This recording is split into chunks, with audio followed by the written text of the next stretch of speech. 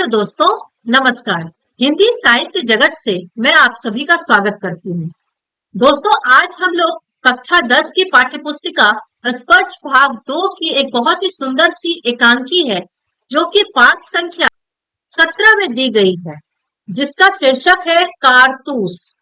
कारतूस, जो कि हबीब तनवीर द्वारा लिखित एक प्रसिद्ध एकांकी है और हबीब तनवीर द्वारा रचित एकांकी कारतूस अवध के नवाब वजीर अली के अदम्य साहस और देशभक्ति पर आधारित है। अंग्रेज कर्नल और लेफ्टिनेंट वजीर अली को पकड़ने के लिए जंगल में डेरा डाले हुए हैं और अंग्रेजों को धोखा देकर वजीर अली स्वयं कर्नल के तंबू में आता है और उसी से कारतूस हासिल कर लेता है। इसलिए इस एकांकी का शीर्षक है कारतूस और बहुत ही इंटरेस्टिंग कहानी है, बहुत ही इंटरेस्टिंग एकांकी है, जिसमें आपको पढ़कर बहुत ही ज्यादा आनंद आएगा।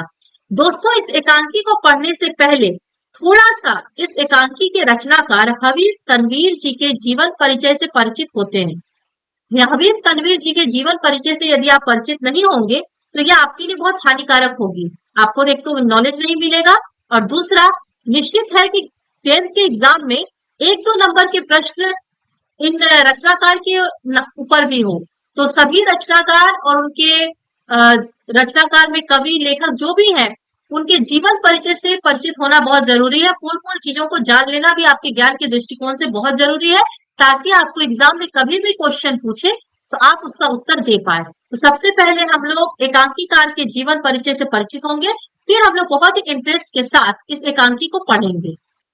दोस्तों, सन 1923 ईस्वी में छत्तीसगढ़ के रायपुर में जन्मे हबीब तनवीर ने 1944 में नागपुर से स्नातक की उपाधि की थी। मतलब जन्म तो लिए थे ये छत्तीसगढ़ के रायपुर में और इनकी शिक्षा दीक्षा कहाँ हुई, तो नागपुर से। और ब्रिटेन के नाटक अकादमी से इन्होंने नाट्य लेखन का अध्ययन किया है और फिर दिल्ली लौटकर वो पेशेवर नाट्य मंच की स्थापना भी की। मतलब इनका नाटक के क्षेत्र में इनकी बहुत ही ज्यादा प्रसिद्धि रही है। ये नाटककार के रूप में, कवि के रूप में, पत्रकार के रूप में, नाट्य निर्देशक के रूप में और अभिनेता के रूप में इन्होंने ख्याति अर्जित की है, मतलब प्रसिद्धि अर्जित किया है। इन सभी क्षेत्रों में उनका बहुत ही महत्वपूर्ण कार्य रहा है। लेकिन लोक नाट्य के क्षेत्र में, मतलब नाटक के क्षेत्र में इन्होंने बहुत ज्यादा ही महत्वपूर्ण कार्य किया है। इनकी सबसे बड़ी उपलब्धि, विशेष उपलब्धि नाट्य के क्षेत्र में ही रही है। दोस्तों, इन्हें इनकी रचनाओं के लिए कई पुरस्कारों, फेलोशिप और पद्मश्री से भी सम्मानित किया गया है। हबीब तनवीर के प्रमुख नाटक के नाम आगरा बाजार, चरणदास चोर, देख रहे हैं नैन, हरिमा की अमर कहानी। दोस्तों, ये सभी इनके प्रसिद्ध नाटक रहे हैं। तो यह इनका जीवन परिचय था और अब हम लोग इनके द्वारा रचित एकांकी को पढ़ेंगे और बहुत ही आनंद लेंगे। दोस्तों, जैसा कि मैंने आपको शीर्षक समझाते हुए समझा दिया था कि आखिर इस एकांकी में है क्या, थोड़ा बहुत समझाया था। अब यहाँ पर है पाठ प्रवेश। पाठ प्रवेश को थोड़ा जान लेना जरूरी है, क्योंकि यह आपको एकांकी की थोड़ी बहुत झांकी देगा, जिसे जानने के बाद आपको एकांकी पढ़ने में और भी ज्यादा इंटरेस्टिंग लगेंगे। मुद्दा यह है कि अंग्रेज इस देश में व्यापारी के वेश में आए थे। मतलब आए तो थे अंग्रेज यहाँ पर किस लिए, व्यापार करने के लिए, और शुरू में व्यापार ही करते रहे। लेकिन उनके इरादे केवल व्यापार करने के तो थे नहीं। धीरे धीरे उनकी ईस्ट इंडिया कंपनी ने रियासतों का कब्जा जमाना शुरू कर दिया, रियासतों पर कब्जा जमाना शुरू कर दिया। मतलब उनकी नियत व्यापार से निकलकर देश को हड़पने की हो गई और अंग्रेजों को हिंदुस्तान से खदेड़ने का प्रयास भी शुरू हुआ, तब जब उनकी नियत हिंदुस्तानियों को समझ में आ गई। तो प्रस्तुत पाठ में एक ऐसे जांबाज के कारनामों का वर्णन किया गया है, जिनका एकमात्र लक्ष्य था अंग्रेज को इस देश से बाहर करना। कंपनी के हुक्मरानों की नींद हराम कर देने वाला यह दिलेर इतनी निडर था। दिलेर का मतलब जो दिल से ही किसी काम को करने की इच्छा रखता हो। वो इतना निडर था कि शेर के मांद में पहुंचकर उसे 2-2 हाथ करने की काबिलियत अपने अंदर रखता था। और मानिंद कंपनी के बटालियन के खेमे में ही नहीं आ पहुंचा, बल्कि उसके खेमे में घुसकर उन लोगों का ही बुरा कर रहा है। अंग्रेजों के खेमे में घुसकर उनके ही कर्नल से ऐसे रौब में बातें कर रहा है कि कर्नल के मुंह से आवाज नहीं निकल रही। और किसी शत्रु या अपराधी के लिए तो वो मतलब इतने ज्यादा वो स्ट्रिक्ट हो जाते हैं कि वो उनके सामने वो बोल नहीं सकता है। इस तरह के महान व्यक्ति के बारे में हम लोग इस एकांकी में पढ़ेंगे, जिसका चित्रण उन्होंने किया है। दोस्तों, यह हमारा एकांकी पात्र इसके सबसे पहले हम लोग देख ले, पात्र में है कर्नल, लेफ्टिनेंट, सिपाही और सवार। अवधि मतलब समय 5 मिनट। जमाना सन 1799, मतलब ये आपका 1857 में पहला स्वतंत्रता संग्राम हुआ था, ये उससे पहले की भी घटना है।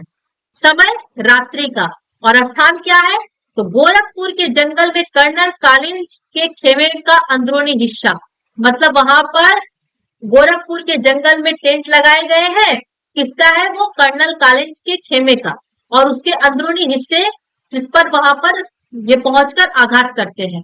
वहां पर क्या दृश्य है, कहाँ का, कर्नल कालिंज के खेमे का, वो जो टेंट वहां लगाकर रह रहे हैं अंग्रेजी सिपाही, अंग्रेजी कर्नल। अब उसके अंदर का दृश्य क्या है, तो दो अंग्रेज बैठे बात कर रहे हैं, कर्नल कालिंज और एक लेफ्टिनेंट खेमे के बाहर है। चांदनी छिटकी हुई है, अंदर लैंप जल रहा है। ये एक तरीके से नाटक है ना दोस्तों, एकांकी क्या है, नाटक का छोटा रूप है। और वहां पर जैसे एक टेंट के अंदर लोग बैठकर बात करते हैं, तो जिन जिन चीजों की जरूरत होती है उसका एक दृश्य है। कर्नल अब क्या बोल रहे हैं, जंगल की जिंदगी बड़ी खतरनाक होती है। फिर लेफ्टिनेंट बोलते हैं, हम तो हो गए यहाँ खेमा डाले हुए, सिपाही भी तंग आ गए हैं, ये वजीर अली आदमी है या भूत, हाथ ही नहीं लगता। उस पर कर्नल कहते हैं, उसके अफसाने सुन के रॉबर्ट हुड के कारनामे याद आ जाते हैं। Robin hood. अब ये भी क्या करते थे, अंग्रेजों के खिलाफ उसके दिल में किस कदर नफरत है। कोई 5 महीने हुकूमत की होगी, मगर इस 5 महीने में वो अवध के दरबार को अंग्रेजी असर से बिल्कुल पाक कर देने में तकरीबन कामयाब हो गया था। मतलब वो जो वजीर अली की जो कारनामे हैं, बहुत कुछ हद तक अंग्रेजी सिपाही रॉबिन हुड से मिलते हैं। तो वो क्या थे, अंग्रेजों के खिलाफ थे, और अंग्रेजों के लिए भी उनके मन में नफरत थी। और 5 महीने हुकूमत की होगी, मगर इस 5 महीने में वो अवध के दरबार को अंग्रेजी असर से बिल्कुल पाक कर देने में तकरीबन कामयाब हो गया था। तब लेफ्टिनेंट कहते हैं, कर्नल कालिंज की ये सादत अली कौन है। लेफ्टिनेंट पूछते हैं, कर्नल कालिंज ये सादत अली कौन है, ये क्वेश्चन इन्होंने पूछा है इनसे। तो कर्नल उनको जवाब देते हैं, आसिफुद्दौला का भाई है, वजीर अली का और उसका दुश्मन। असल में नवाब आसिफुद्दौला की यहाँ लड़के की कोई उम्मीद नहीं थी। वजीर अली की पैदाइश को सादत अली ने अपनी मौत ख्याल किया है। दोस्तों, लेफ्टिनेंट की ये प्रश्न पूछने पर कि लेफ्टिनेंट कर्नल कालिंज ये सादत अली कौन है, ये सादत अली हमारे ही देश का है, और एक तरीके से समझिए तो इसकी हरकत के कारण वजीर अली बहुत ज्यादा मुश्किल में फंसे थे। तो इसकी जानकारी कर्नल देते हैं कि यह आसिफुद्दौला का भाई है, और वजीर अली का और उसका मतलब आसिफुद्दौला का दुश्मन है। मतलब वो इसे एक ईर्ष्या की भावना है इसके अंदर। आप जानते हैं, घर का बेदी लंका ढाए। असल में नवाब आसिफुद्दौला के यहाँ लड़के के जन्म लेने की कोई उम्मीद नहीं थी, वहां लड़के हो ही नहीं रहे थे। तो आसिफुद्दौला ने ईश्वर से मतलब अल्लाह से प्रार्थना की कि आप हमें एक पुत्र दे, उसके बदले आप हमारे प्राण ले ले, कोई दिक्कत नहीं। तो वजीर अली की फिर पैदाइश हुई, मतलब वजीर अली उनके पुत्र के रूप में जन्म लिए। तो शहादत अली ने अपने इस भाई के पुत्र के जन्म को अपनी मौत का ख्याल समझा, मतलब समझा कि अब तो इसके पुत्र हो गए, तो अब जो है यही राजा बनेगा, हमें तो कुछ मिलेगा नहीं, जो होने का नहीं था वो हो गया। अब ये शहादत अली पूरी तरह से बौखला गया कि एक नया उत्तराधिकारी जन्म ले लिया, अब सारा राजपाट उसे ही मिलेगा, मैं क्या करूंगा, मैं तो काम से चला गया। तो लेफ्टिनेंट इस पर बोलते हैं कि मगर शहादत अली को अवध के तख्त पर बिठाने में क्या मसलहत थी, क्योंकि कर्नल ने शहादत अली को अवध के तख्त पर बैठाया। तो लेफ्टिनेंट ने उनसे प्रश्न पूछा कि आपने इनको क्यों अवध के तख्त पर बैठाया था। तो कर्नल ने उस पर उत्तर दिया कि शहादत अली हमारा दोस्त है, मतलब ये शहादत अली अंग्रेजों से दोस्ती कर चुका है और उसके साथ मिलकर वजीर अली और उनके परिवार के लोगों का बुरा कर रहा था। तो उसने क्या किया, इनाम के तौर पर शहादत अली को अवध का तख्त पर बैठाया। तो कर्नल कहते हैं, शहादत अली तो हमारा दोस्त है और बहुत ही ऐश पसंद आदमी है, मतलब उसे आराम चाहिए, ऐशो आराम वाली जिंदगी चाहिए, इसलिए हमें अपनी आधी मुमलिकत मतलब जायदाद, आधी जायदाद हमने उसे दे दिया और 10 लाख रुपए नकद। उसे शासन वासन करना तो आता नहीं है, राजकाज करने से कोई मतलब नहीं है। हमने उसे आधी जायदाद दे दी, 10 लाख रुपए नगद दे दिए, अब वो भी मौज कर रहा है और हम अवध के तख्त पर कब्जा कर चुके हैं। तो इस तरीके से हम भी मौज कर रहे हैं, सादत अली भी मौज कर रहा है और हम भी मौज कर रहे हैं। आप इस तरीके से समझ गए कि सादत अली कौन है? ये असीमुद्दौला का भाई है और वजीर अली का चाचा है। और इसने अपने ही परिवार का बुरा करने के लिए कर्नल से या कहे अंग्रेजी अधिकारी से दोस्ती की और उसके साथ मिलकर अपने ही परिवार का बुरा किया। बदले में अंग्रेजों ने इसे क्या दिया? इसे ऐशो आराम वाली जिंदगी चाहिए थी, इसे आधी जायदाद दे दी, 10 लाख रुपए नगद दे दिया, तो वो ऐशो आराम से अपनी जिंदगी काट रहा है। अपने देश को, अपने राज्य को अंग्रेजों के हवाले कर दिया और अंग्रेज हमारे अवध पर पूरी तरह से कब्जा करके बैठे हुए हैं। दोस्तों, लेफ्टिनेंट कहते हैं, सुना है ये वजीर अली अफगानिस्तान के बादशाह शाही जमा को हिंदुस्तान पर हमला करने की दावत दे रहा है। मतलब वजीर अली के पास इतनी तक शक्ति नहीं थी कि वो अकेले लड़ सके, तो वो अफगानिस्तान के बादशाह के साथ कांटेक्ट कर रहे थे। उनका नाम है शाही जमा और वो उनके साथ मिल रहे थे और कह रहे थे कि आप हमारे साथ मिलकर हिंदुस्तान पर हमला कीजिए, मतलब इन अंग्रेजों पर हमला करिए।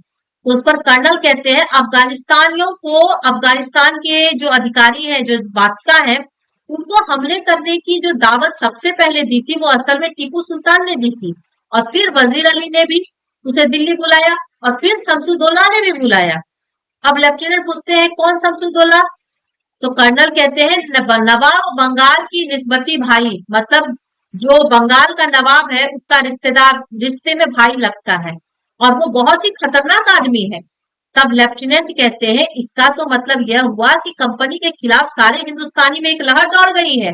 कर्नल: जी हाँ, और अगर ये कामयाब हो गई तो बक्सर और प्लासी के कारनामे धरे रह जाएंगे। मतलब ये लोग बक्सर और प्लासी को इसी तरीके से हड़पने में लगे हुए थे और बोले थे ये लोग जिस तरह से एकजुट होकर बाहरी अधिकारी से, बाहरी बादशाह से भी एकजुट, एक तरीके से समझौता करके उनके साथ हाथ मिलाकर हम पर हमला करवाने की प्लानिंग कर रहे हैं। अगर ये लोग कामयाब हो गए तो हम लोग जो बक्सर और प्लासी को अधिकृत करने पर लगे हुए हैं वो कारनामे तो हमारे धरे रह जाएंगे और कंपनी जो कुछ लॉर्ड क्लाइव के हाथों हासिल कर चुकी है, लॉर्ड वेलजली के हाथों सब खो बैठेगा। मतलब लॉर्ड क्लाइव के बाद वहां जो, दोस्तों, लॉर्ड क्लाइव बंगाल प्रेसिडेंट के पहले ब्रिटिश गवर्नर थे, तो उन्होंने बहुत दिमाग लगाकर बंगाल को बहुत हद तक अपने अधीन कर लिया था।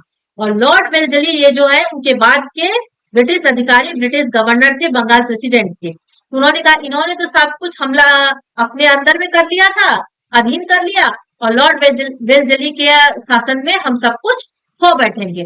तब लेफ्टिनेंट कहते हैं, वजीर अली की आजादी बहुत खतरनाक है, हमें किसी न किसी तरह इस शख्स को गिरफ्तार कर ही लेना चाहिए।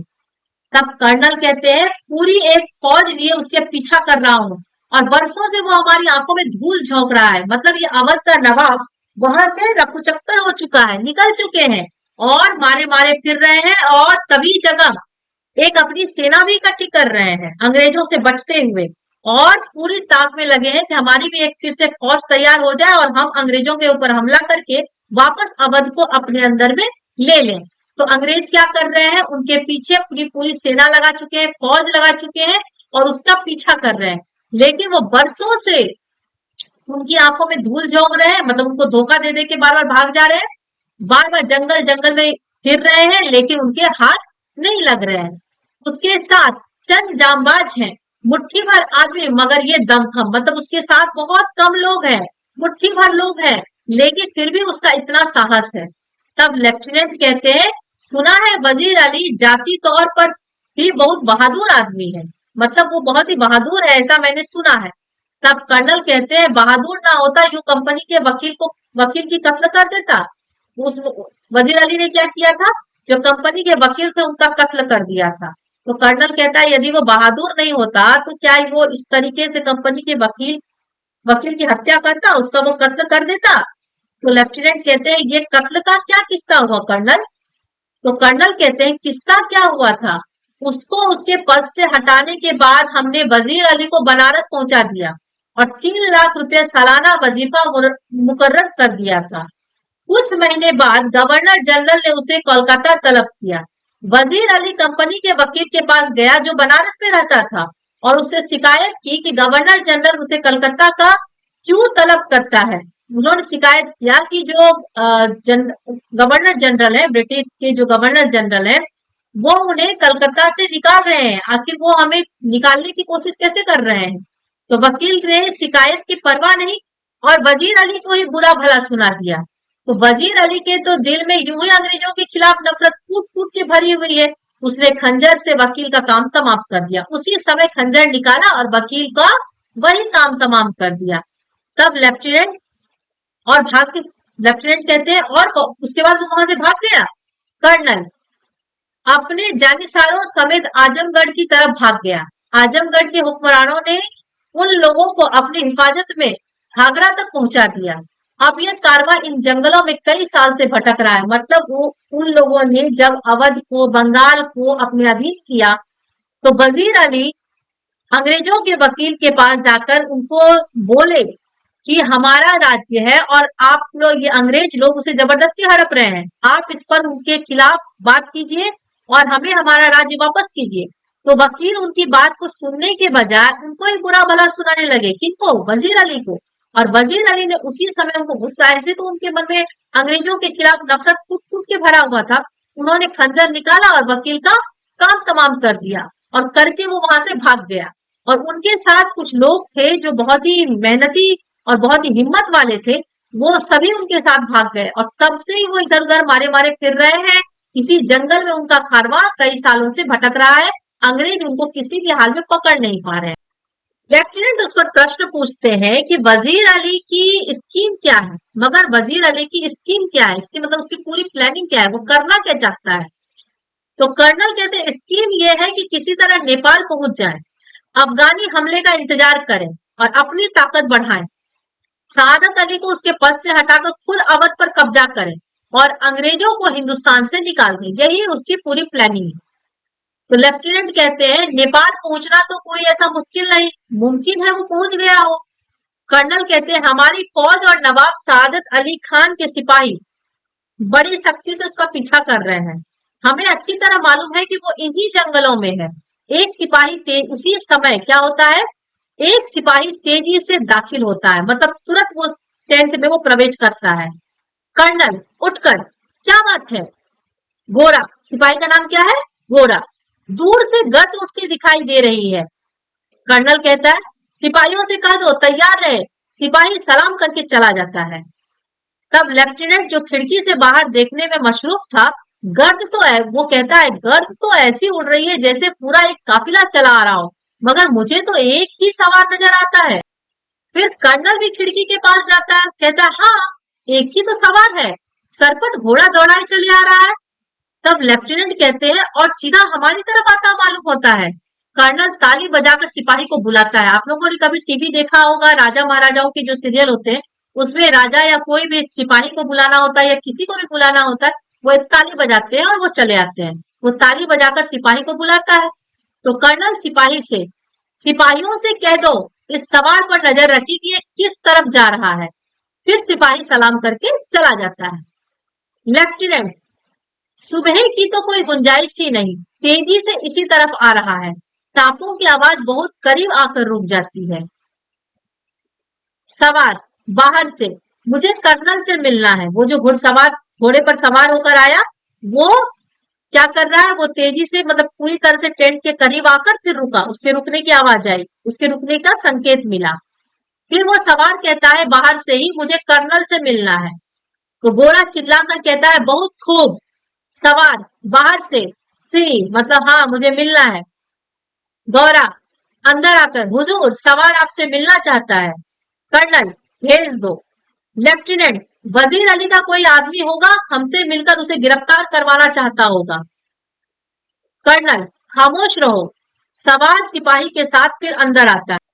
सवार अंदर आते ही पुकार उठता है तन्हाई तन्हाई। कर्नल साहब यहाँ कोई गैर आदमी नहीं है, आप राजे दिल कह दें। मतलब वो सवार से कहता है कि आप यहाँ पर कोई गैर आदमी नहीं है, कोई दूसरा आदमी नहीं है, आपको जो कहना है सबके सामने कहिए। मतलब वो तन्हाई तन्हाई कह रहा था, मुझे अकेला अकेला करके, मतलब आप और हम रहे और कोई ना रहे। तो कर्नल ने कहा कि यहाँ कोई गैर आदमी नहीं है, ये जो लेफ्टिनेंट है हमारे ही आदमी है, आप जो कहना चाहते हैं कह दीजिए। सवार, दीवार हमगोश दारद, तन्हाई, मतलब वो रिक्वेस्ट कर रहा है कि नहीं आप मुझे अकेले में ही बात करनी है मुझसे। कर्नल लेफ्टिनेंट और सिपाही को इशारा करता है, दोनों बाहर चले जाते हैं। तब कर्नल क्या करता है, लेफ्टिनेंट और सिपाही दोनों को इशारा करता है कि दोनों ही बाहर चले जाओ। जब कर्नल और सवार खेमे में तनहा रह जाते हैं, मतलब अकेले रह जाते हैं, तो जरा वक्फे के बाद चारों तरफ देखकर सवार कहता है, अब सवार अपनी बात को कहना शुरू कर रहा है। सवार कहता है, आपने इस मुकाम पर क्यों खेमा डाला है? मतलब वो कह रहे हैं कि आप इस जगह पर खेमे क्यों डाले हैं, टेंट क्यों डाले हैं? तो कर्नल कहता है, कंपनी का हुक्म है कि वजीर अली को गिरफ्तार किया जाए। सवाल, लेकिन इतना लावस्कर क्यों? लाव लश्कर का अर्थ होता है इतनी बड़ी फौज का सैनिक लेकर आप यहाँ पर क्यों टेंट डाले हैं?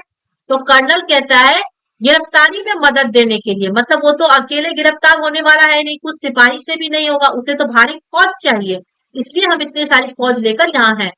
सवाल कहता है, वजीर अली की गिरफ्तारी बहुत मुश्किल है साहब। कर्नल, क्यों? सवाल, वो एक जांबाज सिपाही है। तब कर्नल कहता है, मैंने भी यह सुन रखा है, आप क्या चाहते हैं?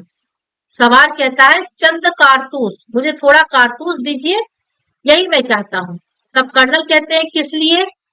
सवाल कहते हैं, वजीर अली को गिरफ्तार करने के लिए। तो कर्नल कहते हैं, ये लो 10 कारतूस। मतलब वो सवार एक तरीके से सिपाही बनकर आया है और वो कह रहा है कि मैं भी वजीर अली को गिरफ्तार करने के लिए ही मारे मारे भटक रहा हूँ, उसे जहां मिलेगा मैं गिरफ्तार करूंगा, लेकिन मुझे कुछ कारतूस चाहिए।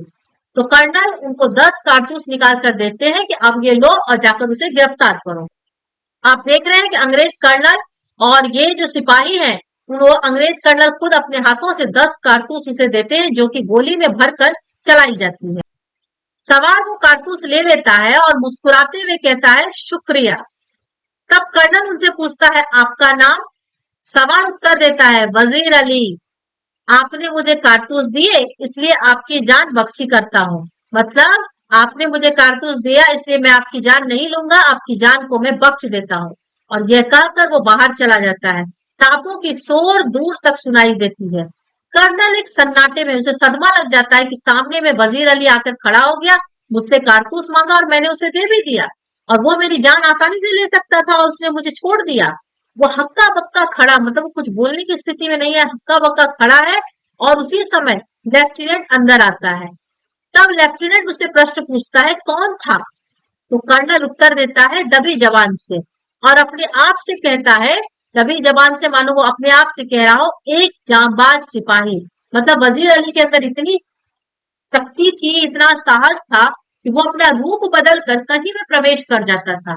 उतनी फौज है, अंग्रेज अधिकारी, अंग्रेज कर्नल, लेफ्टिनेंट सभी है वहां पर, और वो वहां पर घुसकर केवल कारतूस लेने के नाम पर गया है, और कारतूस लेकर वहां से वापस चला जाता है और आसानी से कर्नल की जान भी ले सकता था, लेकिन उसने जान नहीं लिया और वो वहां से चला जाता है। उसकी उस वीरता पूर्वक काम को देखकर कर्नल भी हकबक रह जाते हैं और हक्के बक्के में वो अपना सूझबूझ खो बैठते हैं। जब लेफ्टिनेंट उनसे पूछते हैं कि आखिर वो कौन था, वो दबी हुई आवाज में वो अपने आप से मानो कह रहा हो, एक जांबाज सिपाही। मतलब उसके साहस का लोहा अंग्रेज भी मानते थे। तो दोस्तों, यह था हमारा आज का पाठ, कारतूस, जिसमें हमने एक वीर सिपाही के बारे में पढ़ा। मैं उम्मीद करती हूँ आप लोगों को यह चैप्टर बहुत अच्छी तरीके से समझ में आ गया होगा।